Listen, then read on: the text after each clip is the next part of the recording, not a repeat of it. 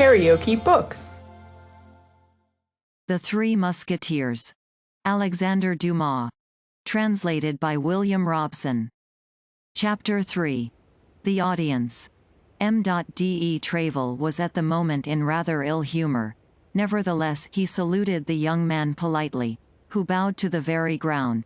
And he smiled on receiving D'Artagnan's response, the Béarnese accent of which recalled to him at the same time his youth and his country.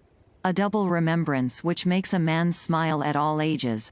But stepping toward the antechamber and making a sign to D'Artagnan with his hand, as if to ask his permission to finish with others before he began with him, he called 3 times, with a louder voice at each time, so that he ran through the intervening tones between the imperative accent and the angry accent. Athos. Porthos. Aramis. The 2 musketeers with whom we have already made acquaintance, and who answered to the last of these 3 names, immediately quitted the group of which they had formed a part, and advanced toward the cabinet, the door of which closed after them as soon as they had entered. Their appearance, although it was not quite at ease, excited by its carelessness, at once full of dignity and submission, the admiration of D'Artagnan, who beheld in these 2 men demigods, and in their leader an Olympian Jupiter, armed with all his thunders. When the 2 musketeers had entered, when the door was closed behind them, when the buzzing murmur of the antechamber, to which the summons which had been made had doubtless furnished fresh food, had recommenced, when M.D.E. Travel had 3 or 4 times paced in silence, and with a frowning brow, the whole length of his cabinet, passing each time before Porthos and Aramis, who were as upright and silent as if on parade, he stopped all at once full in front of them, and covering them from head to foot with an angry look. "Do you know what the king said to me?"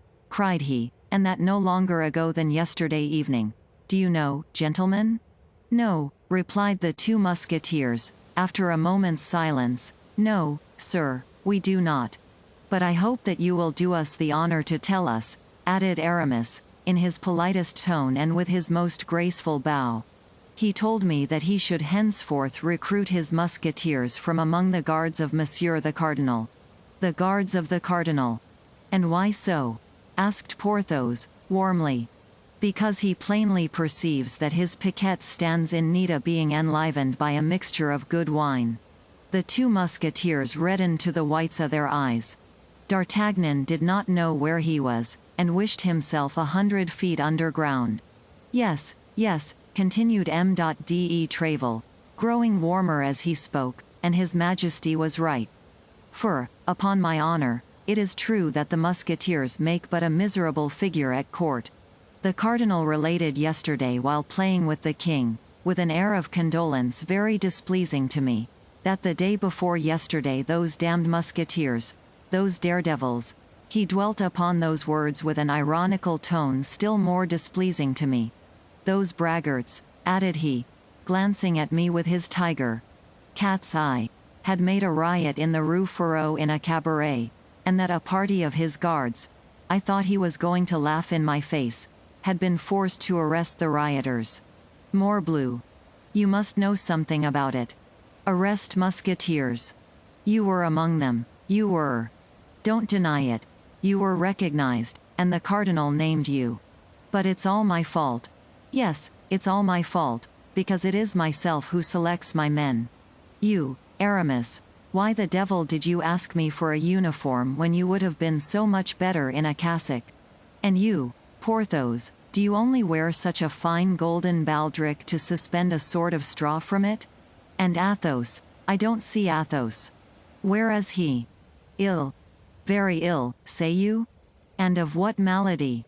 It is feared that it may be the smallpox, sir, replied Porthos, desirous of taking his turn in the conversation. And what is serious is that it will certainly spoil his face. The smallpox. That's a great story to tell me, Porthos. Sick of the smallpox at his age. No, no, but wounded without doubt, killed, perhaps. Ah, if I knew. S'blood. Messieurs Musketeers, I will not have this haunting of bad places, this quarreling in the streets, this swordplay at the crossways, and above all, I will not have occasion given for the cardinal's guards, who are brave, quiet, skillful men who never put themselves in a position to be arrested, and who, besides, never allow themselves to be arrested, to laugh at you. I am sure of it, they would prefer dying on the spot to being arrested or taking back a step. To save yourselves, to scamper away, to flee, that is good for the king's musketeers. Porthos and Aramis trembled with rage. They could willingly have strangled M.de Trèves, if, at the bottom of all this, they had not felt it was the great love he bore them which made him speak thus. They stamped upon the carpet with their feet. They bit their lips till the blood came, and grasped the hilts of their swords with all their might. All without had heard, as we have said, Athos, Porthos, and Aramis called, and had guessed, from M.de Trèves' tone of voice, that he was very angry about something. 10 curious heads were glued to the tapestry and became pale with fury. For their ears, closely applied to the door, did not lose a syllable of what he said, while their mouths repeated as he went on, the insulting expressions of the captain to all the people in the antechamber. In an instant, from the door of the cabinet to the street gate, the whole hotel was boiling. Ah! The king's musketeers are arrested by the guards of the cardinal, are they? Continued M.de Trèves, as furious at heart as his soldiers, but emphasizing his words and plunging them, one by one, so to say, like so many blows of a stiletto, into the bosoms of his auditors. What? 6 of his Eminence's guards arrest 6 of his Majesty's musketeers. Morbleu! My part is taken. I will go straight to the Louvre. I will give in my resignation as captain of the king's musketeers to take a lieutenancy in the cardinal's guards, and if he refuses me, morbleu! I will turn abbé. At these words, the murmur without became an explosion. Nothing was to be heard but oaths and blasphemies. The morbleu, the sang Dieus, the morts touts les diables, crossed one another in the air. D'Artagnan looked for some tapestry behind which he might hide himself, and felt an immense inclination to crawl under the table. Well, my captain, said Porthos, quite beside himself, the truth is that we were 6 against 6. But we were not captured by fair means, and before we had time to draw our swords, 2 of our party were dead, and Athos, grievously wounded, was very little better. For you know Athos. Well, captain, he endeavored twice to get up, and fell again twice. And we did not surrender, no. They dragged us away by force. On the way we escaped. As for Athos, they believed him to be dead, and left him very quiet on the field of battle, not thinking it worth the trouble to carry him away. That's the whole story. What the devil, captain, one cannot win all one's battles. The great Pompey lost that of Pharsalia, and Francis I, who was, as I have heard say, as good as other folks, nevertheless lost the battle of Pavia. And I have the honor of assuring you that I killed one of them with his own sword, said Aramis, for mine was broken at the first parry. Killed him, or poniarded him, sir, as is most agreeable to you. I did not know that, replied M.de Trèves, in a somewhat softened tone. The cardinal exaggerated, as I perceive. But pray, sir, continued Aramis, who, seeing his captain become appeased, ventured to risk a prayer, do not say that Athos is wounded.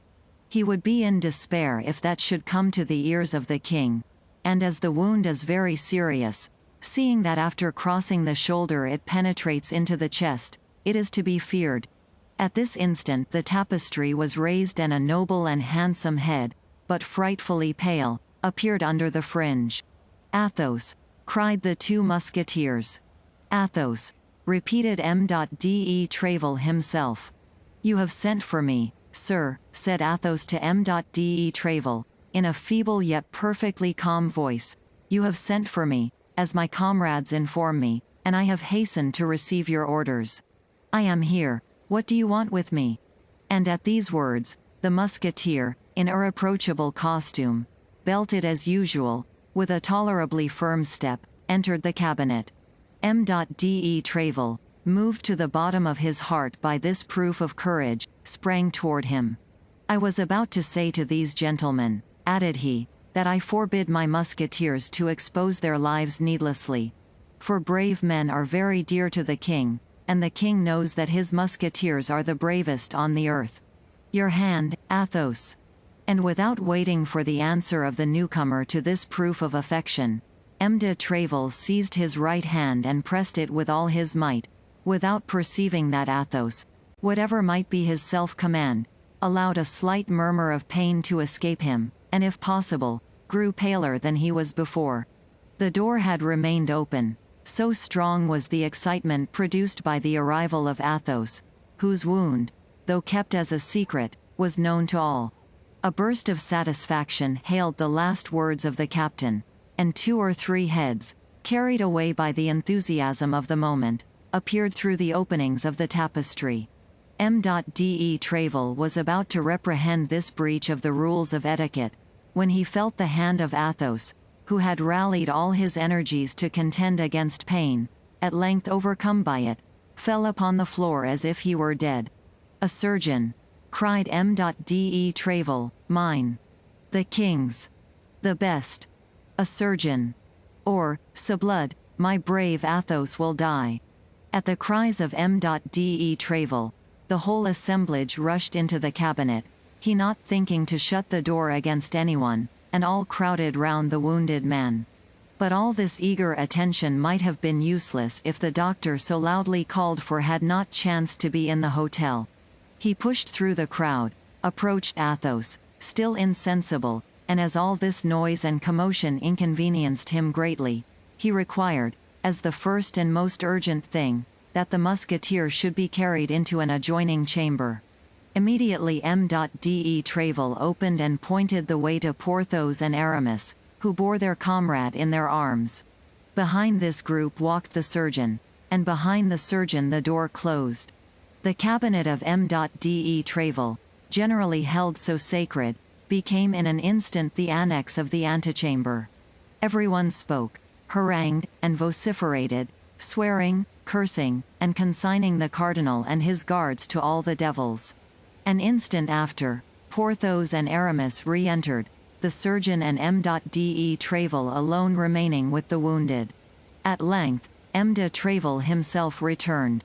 The injured man had recovered his senses. The surgeon declared that the situation of the musketeer had nothing in it to render his friends uneasy, his weakness having been purely and simply caused by loss of blood. Then M. de Tréville made a sign with his hand, and all retired except D'Artagnan, who did not forget that he had an audience, and with the tenacity of a Gascon remained in his place. When all had gone out and the door was closed, M. de Tréville, on turning round, found himself alone with the young man. The event which had occurred had in some degree broken the thread of his ideas. He inquired what was the will of his persevering visitor. D'Artagnan then repeated his name, and in an instant recovering all his remembrances of the present and the past, M. de Tréville grasped the situation. "Pardon me," said he, smiling, "pardon me, my dear compatriot, but I had wholly forgotten you. But what help is there for it? A captain is nothing but a father of a family, charged with even a greater responsibility than the father of an ordinary family. Soldiers are big children, but as I maintain that the orders of the king, and more particularly the orders of the cardinal, should be executed." D'Artagnan could not restrain a smile. By this smile M. de Tréville judged that he had not to deal with a fool, and changing the conversation, came straight to the point. "I respected your father very much," said he. "What can I do for the son? Tell me quickly, my time is not my own." "Monsieur," said D'Artagnan, on quitting Tarbes and coming hither, "it was my intention to request of you, in remembrance of the friendship which you have not forgotten, the uniform of a musketeer. But after all that I have seen during the last 2 hours, I comprehend that such a favor is enormous, and tremble lest I should not merit it." "It is indeed a favor, young man," replied M. de Tréville, "but it may not be so far beyond your hopes as you believe, or rather as you appear to believe. But His Majesty's decision is always necessary, and I inform you with regret that no one becomes a musketeer without the preliminary ordeal of several campaigns, certain brilliant actions, or a service of 2 years in some other regiment less favored than ours." D'Artagnan bowed without replying, feeling his desire to don the musketeer's uniform vastly increased by the great difficulties which preceded the attainment of it. "But," continued M.de Treville, fixing upon his compatriot a look so piercing that it might be said he wished to read the thoughts of his heart, "on account of my old companion, your father, as I have said, I will do something for you, young man. Our recruits from Bern are not generally very rich, and I have no reason to think matters have much changed in this respect since I left the province. I dare say you have not brought too large a stock of money with you?" D'Artagnan drew himself up with a proud air which plainly said, "I ask alms of no man." "Oh, that's very well, young man," continued M.de Treville, "that's all very well. I know these airs. I myself came to Paris with 4 crowns in my purse, and would have fought with anyone who dared to tell me I was not in a condition to purchase the Louvre." D'Artagnan's bearing became still more imposing. Thanks to the sale of his horse, he commenced his career with 4 more crowns than M.de Treville possessed at the commencement of his. "You ought, I say, then, to husband the means you have, however large the sum may be.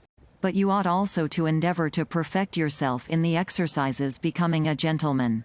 I will write a letter today to the director of the Royal Academy, and tomorrow he will admit you without any expense to yourself. Do not refuse this little service. Our best-born and richest gentlemen sometimes solicit it without being able to obtain it. You will learn horsemanship, swordsmanship in all its branches, and dancing. You will make some desirable acquaintances, and from time to time you can call upon me, just to tell me how you are getting on, and to say whether I can be of further service to you." D'Artagnan, stranger as he was to all the manners of a court, could not but perceive a little coldness in this reception. "Alas, sir," said he, "I cannot but perceive how sadly I miss the letter of introduction which my father gave me to present to you." "I certainly am surprised," replied M.de Treville, "that you should undertake so long a journey without that necessary passport, the sole resource of us poor Béarnese. I had one, sir, and, thank God, such as I could wish," cried D'Artagnan, "but it was perfidiously stolen from me." He then related the adventure of Maying, described the unknown gentleman with the greatest minuteness, and all with a warmth and truthfulness that delighted M.de Treville. "This is all very strange," said M.de Treville, after meditating a minute. "You mention my name, then, aloud?" "Yes, sir, I certainly committed that imprudence. But why should I have done otherwise? A name like yours must be as a buckler to me on my way. Judge if I should not put myself under its protection." Flattery was at that period very current, and M.de Treville loved incense as well as a king, or even a cardinal. He could not refrain from a smile of visible satisfaction.